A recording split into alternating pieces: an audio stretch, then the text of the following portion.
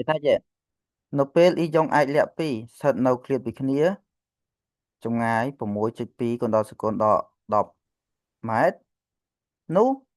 កម្លាំងអេឡិចត្រូស្តាទិកដែលមានពលវា5.4កុណដល់សេគុណដល់2ញូតុនតើមានអេឡិចត្រូនប្រមាណដែលបាត់ចេញពីអ៊ីយ៉ុងនីមួយៗចឹងពេលនេះរកចំនួនអេឡិចត្រូនគឺ n នេះស្មើនឹងប្រមាណចឹងជាទូទៅចំនួនអេឡិចត្រូនដែលបាត់មានន័យថាបន្ទុកវាជាបន្ទុកវិជ្ជមានបើកាលណាវាបាត់អេឡិចត្រូនមានន័យថាបន្ទុកហ្នឹងជាបន្ទុកវិជ្ជមានហើយចឹងបើបន្ទុកវិជ្ជមានយើងប្រើរូបមន្តវាថាគុយស្មើជាមួយនឹង n រូបមន្តហ្នឹងដំបូងឡើយគុយស្មើ n ចឹងចង់រក n នេះតើ n ស្មើនឹងប្រមាណចាចឹងយើងប្រើតាមរូបមន្តគុយស្មើ n គុយស្មើនឹង n នាំឲ្យ n ស្មើនឹង ស្មើនឹងគុយលើយើងគឺជាបន្ទុកដំបូងយើងដឹងហើយស្មើនឹងប្រមាណហ្នឹងណាដោយហើយគុយបន្ទុកដំបូង1ចុចប៉ុន្មានអូនចាំទេ1ចុចប៉ុន្មាននេះយើងបន្ទុកដំបូងហ៎1.6កណ្ដោសេគុណដក19បណ្ដោះសេគុណដល់19គូឡុំប៉ុន្តែអ្វីដែលយើងចាំបាច់បន្តទៀតគឺយើងត្រូវការរកគុយតើគុយនេះស្មើនឹងប្រមាណអញ្ចឹងបើសិនយើងមើលទៅលើប្រធានគេប្រាប់ថាស្វែរអាចលាក់ចំនួន2មិនស្វែរអ៊ីយ៉ុងអាចលាក់ចំនួន2អញ្ចឹងមានន័យថានេះអ៊ីយ៉ុងទី1អានេះអ៊ីយ៉ុងទី2ដែលវានៅចម្ងាយពីគ្នាគឺ air ប៉ុន្តែវារកនៅកម្លាំងចម្រានគ្នាទៅវិញទៅមកព្រោះវាអាចលាក់វាដូចគ្នាចរាអញ្ចឹង F ចានេះក៏គុយអានេះក៏គុយស្វែរទី1ក៏បន្ទុកវាគុយស្វែរទី2ក៏បន្ទុកវាគុយដូចគ្នាអញ្ចឹងយើងត្រូវការរកវាតាមលក្ខខណ្ឌនៃកម្លាំងអានេះយើងនិយាយពីអត្ថន័យនៃលំហាត់មួយហ្នឹងណាតូចងាយមើលទៅយើងគិតថាយើង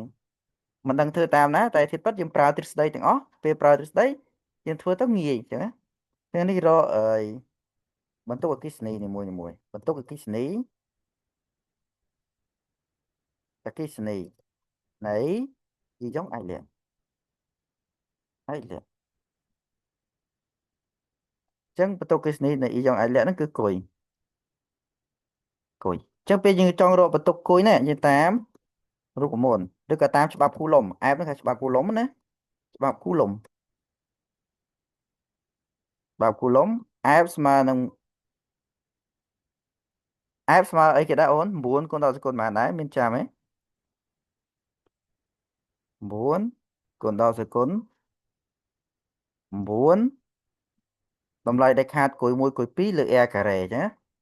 តម្លៃដែលខាតគុយ1គុយ2លើ r ការ៉េប៉ុន្តែកន្លែងនេះដោយសារវាជាស្វែរអាចលាក់អញ្ចឹងគុយ1គុយ2ដូចគ្នាអញ្ចឹងគុយគុណគុយទៅវាបានគុយការ៉េអញ្ចឹងដាក់គុយការ៉េយកតែម្ដងអញ្ចឹងណាហើយបាននាំឲ្យគុយស្មើនឹងឥឡូវយើងចាំកាលណាយើងទាញរកគុយប៉ុន្តែគុយនេះវាមានការ៉េកាលណាវាមានការ៉េយើងត្រូវតាមពាក្យរ៉ាស៊ីនឬក៏រ៉ាឌីកាល់ហើយពាក្យរ៉ាឌីកាល់ហើយអានេះចែកបន្ទៀតបានគុណដល់ពេលនេះគុណបន្ទៀតបានចែកណាចេះបានថា r ការ៉េ f លើ9គុណដល់សកុន9ប៉ុន្តែបើសួរថាចុះបើយើងចង់បញ្ចេញលេខពីរឹសខ្លះបានអត់បានអត់អីទេយើងចេញពីរឹសខ្លះក៏បានដែរស្អីចិត្តយើងដូចជា air នេះចឹង air នេះការ៉េចេញពីរឹសរួច9នេះការ៉េចេញពីរឹសរួចប៉ុន្តែបើយើងមិនចេញក៏វាមិនអីដែរកន្លែងហ្នឹងបើយើងបញ្ចេញក៏បានអត់ក៏បានដែរដោយ air ចម្ងាយណាចម្ងាយរវាងអ៊ីយ៉ុងទាំងពីរវាធានឲ្យ6.2គុណដល់សីគុណដក10ម៉ែត្រម៉ែត្រហើយដល់ពេលF F គឺស្មើនឹង5.4គុណដល់សីគុណដក9ញូតុនអញ្ចឹងកន្លែងនេះខ្ញុំបរៀនយើងអំពីភាពវៃឆ្លាតក្នុងការដោះស្រាយលំហាត់ក្នុងការដោះស្រាយលំហាត់យើងអត់អាចប្រើកម្លាំងបាយក្នុងការដោះស្រាយចេញពីឫសធម្មតាទេយើងត្រូវតែប្រើវិធីគិតថាណាវាអាចចេញពីឫសរួចខ្លះយើងចេញពីឫសតាមដំណាក់កាលនោះគួយយើងនេះស្មើឬនៃ f ការ៉េ r ចឹងយើងដាក់គុយ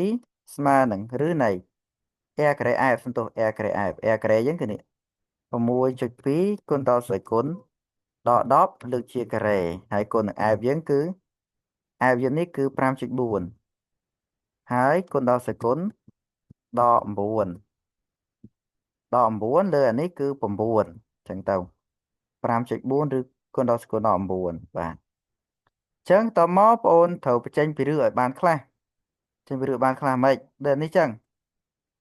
នេះគុណ9គុណដល់សកុល9សកុល9ចានេះអានេះចេញពីរឺរួចណានេះចេញពីរឺរួចបានម៉េចអានេះអានេះពេលយើងចេញពីរឺទៅវាបាន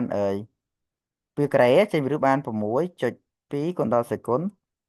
ដក10លើកជាការដក10ទៅឬនៃ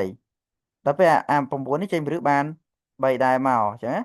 តើមកនេះសល់តែនេះសល់នេះសល់5.4គុណឲ្យ10សេគុណអានេះ9បនលើបានដក9ទៀតមកបានដក10ម៉ានដក18ចឹងដល់ពេលដក18ចេញពីរឺទៅវាបានដកម៉ានដក9ចាំបានដក9ទៀតចម្លើយវាដក19ចំបន្ទុកធំតូចไหมដក19ហើយយើងចាប់ដើមអានេះមួយទៀតនេះតកតងជាមួយនឹងនេះអានេះចេញពីនេះទៅចាឥឡូវកាសចូលដដែល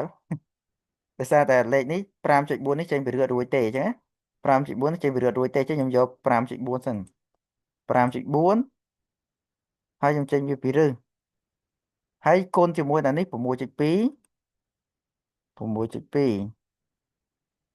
និង6.2ហើយចែកនឹង9នេះចេញពីរឺបាន3ចែកជាមួយ3ស្មើនឹង1.6ស្មើ1.6ណា1.6គុណដល់សេគុណដក19គូឡុំ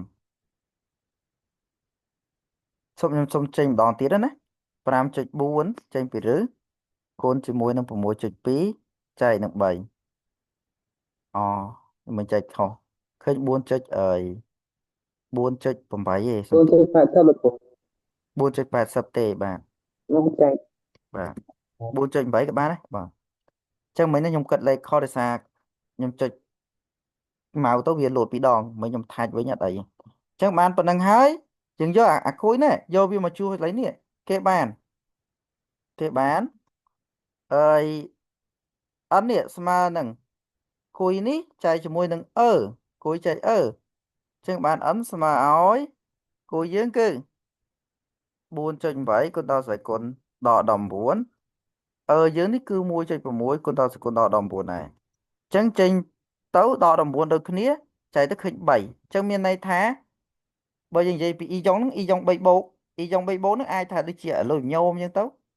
លុយញោម3បូកឬក៏ដែក3បូកអញ្ចឹងណាព្រោះវាបូកយកដឹងថាវាជាលុយញោមឬក៏ដែកទេអញ្ចឹងអាហ្នឹងគឺព្រោះវាអេឡិចត្រូនវាអឺ